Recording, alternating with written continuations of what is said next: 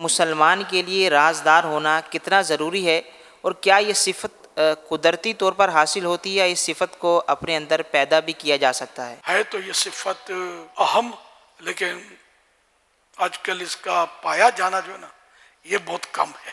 رازدار ہوتے ہیں بعض، لیکن بعض چیزوں میں رازدار ہوتے ہیں، بعض چیزوں میں اگل دیتے ہیں، رہا نہیں جاتا، کسی نہ کسی کو بول دیتے ہیں، کسی کو مت کہنا کہہ کر بھی کہہ دیتے ہیں۔ بشر راز دلی کہہ کر ذلیل و خار ہوتا ہے، نکل جاتی ہے جب خوشبو تو گل بیکار ہوتا ہے۔ گل مانے پھول، کہ پھول سے خوشبو نکل گئی تو اب کس کام کا؟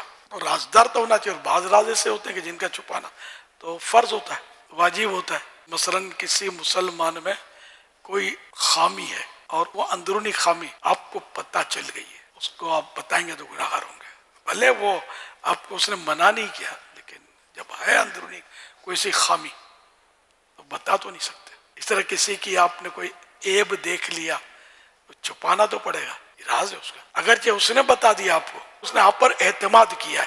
اسی طرح کوئی کسی جگہ موجود ہے اور آپ کو پتا ہے، اس کا دشمن آپ کو پوچھتا ہے کہ یہ کہاں ہے، اور آپ جانتے ہیں کہ اگر اس کو پتا چل گیا تو یہ اس کو مار پیٹ کرے گا یا قتل کر دے گا، تو اب یہ کہ اس دشمن کو نہ بتانا یہ واجب ہے، نہ جھوٹ بولنا پڑے گا۔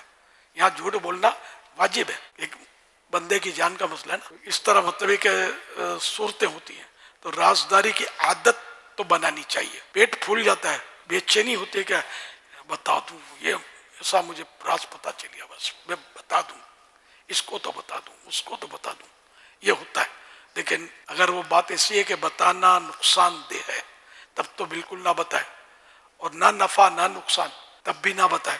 اگر بتانے میں نفع ہے تو بتا دے۔ کسی ادیب سے پوچھا گیا آپ راز کی حفاظت کیسے کرتے ہیں؟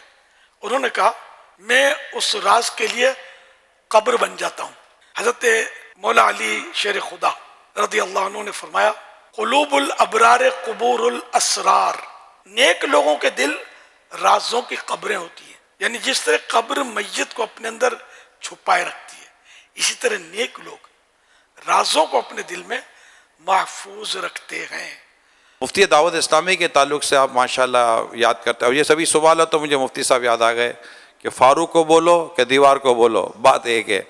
یعنی فاروق بھائی کو یہ بولنے کی ضرورت نہیں تھی کہ کسی کو بتانا نہیں، بلکہ ان کو یہ بولنا پڑتا تھا فلاں کے چوئی دی جاؤ، اب بول دینا فلاں کو، ورنہ یہ آدمی کسی کو بولے نہیں۔